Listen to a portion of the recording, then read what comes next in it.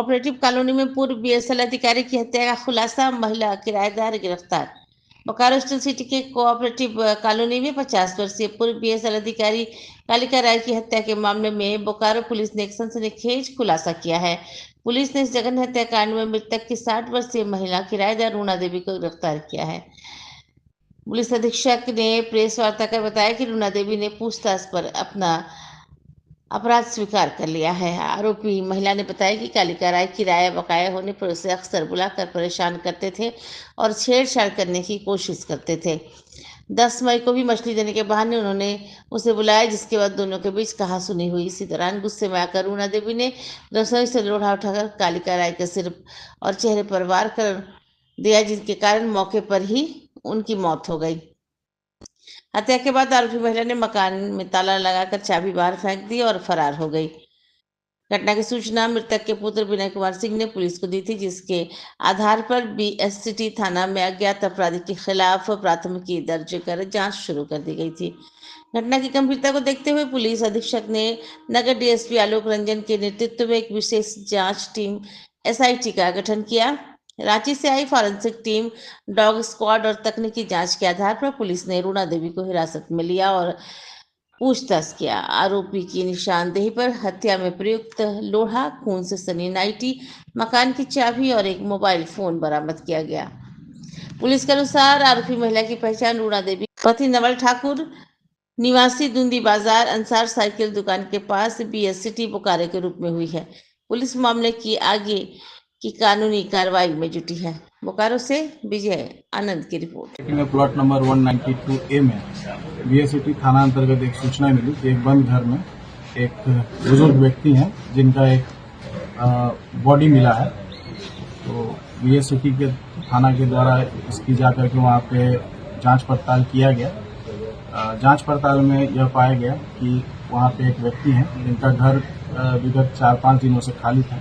उनके बेटे एक साथ में रहते थे, जो किसी अपने एडमिशन के बच्चों के एडमिशन के लिए वो बाहर गए थे और वो अकेले ही थे पिछले 3-4 दिनों से। तो बंद था कमरा। उसमें ये घटना का जो प्रथम दृष्टया ही देखने से प्रतीत हुआ कि एक हत्या का मामला है। तो इसकी गंभीरता को लेते हुए पुलिस अधीक्षक महोदय के द्वारा एक एसआईटी का गठन किया गया, जिसमें मेरे द्वारा एवं स्वयं और बीएससीटी थाना प्रभारी सुदामा कुमार दास, सेक्टर 4 थाना प्रभारी संजय कुमार एवं ये सुरेंद्र पासवान सब इंस्पेक्टर और महती by sub inspector Rita Paswan अफसर में, ये सब सभी के द्वारा एक टीम गठन किया गया था। उस गठन के बाद उसमें जांच पड़ताल किया गया। इसमें जो अभियुक्त जो इसमें संलिप्तता है, जो मुख्य अभियुक्त का, वो है रूना देवी। उम्र उनका तकरीबन 60 वर्ष है। पति नवल ठाकुर, वो सेम उसी बिल्डिंग में ही रहती थी ऊपर में और भाड़ेदार के रूप में रह रही थी।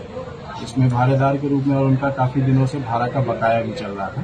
जिस बकाया को लेकर के बराबर जो मृतक हैं उनके द्वारा उसका मांग किया जाता था और असमर्थता जताने पे उनके द्वारा कुछ जैसे कमरे में बुलाते थे और छेड़छाड़ का प्रयास करते थे उनके द्वारा। इन्हीं सब बातों से तंग आकर के उनके द्वारा इस प्रकार से गुस्से में जो लोहा जो होता है, जो मसाला पीसने का काम आता है, सिलबट्टा वगैरह लोहा होता है, उसी से उनके चेहरे पे मार कर उसको बराबर मतलब हिट किया गया है 3-4 बार, जिससे उनकी मृत्यु वही घटना स्थल पर ही हो गई।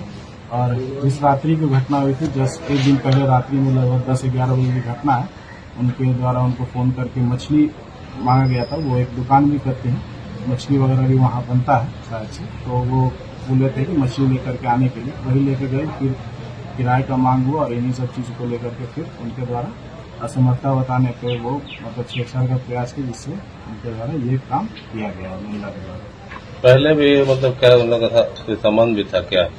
ये प्रायः चूंकि बकाया काफी दिनों से था, जब भी डिमांड करते थे तो मृतका के ये जो अभियुक्त जो है मुख्य इसमें जो महिला है, उनके द्वारा बताया गया कि असमर्थता बताने पे पैसे का नहीं होने के कारण वो बराबर उनके साथ इस तरह का गलत हरकत करने का प्रयास करते थे। इस कारण से तंग आकर के इनके द्वारा ये किया गया। और किसी की संलिप्तता अभी तक इसमें किसी और की संलिप्तता नहीं आई है और उन्होंने भी ये स्वीकार नहीं किया है कि कोई और है। घटना को अंजाम मतलब कैसे दिए?